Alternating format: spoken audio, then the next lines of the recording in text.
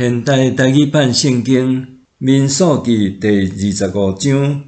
伫比尼拜巴力，以色列人伫十亭战赢的时，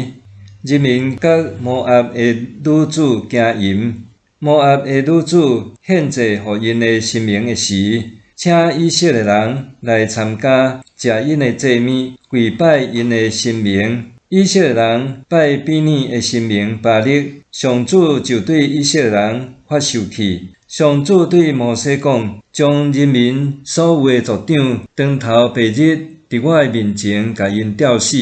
互我无搁对以色列人发受气。摩西就对以色列人的审判官讲：你的亲族若有人拜比尼的巴力，拢着甲因杀死。摩西甲以色列会众拄仔伫会幕门口得口的时，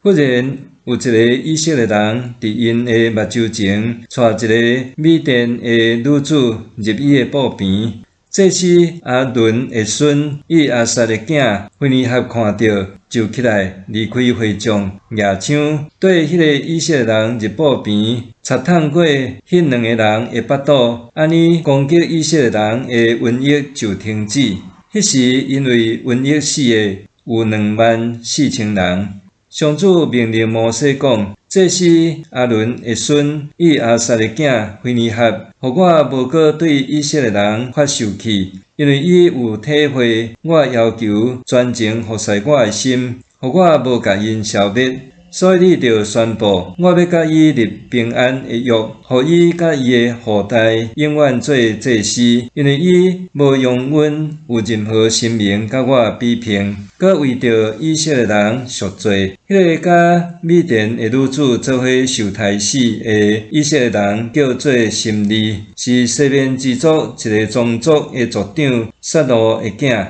迄个互人杀死的米甸女子叫做哥苏比，是米甸人一个宗族首领苏尼的查某囝。上主命令摩西讲：你着去攻击米甸人，甲因拍败，因为因伫比尼的事件，甲因的同胞哥苏比的代志，用苛刻的计谋陷害恁。哥苏比是米甸人一个首领的查某囝，伊因为比尼的事件，伫瘟疫流行的时，互人杀死。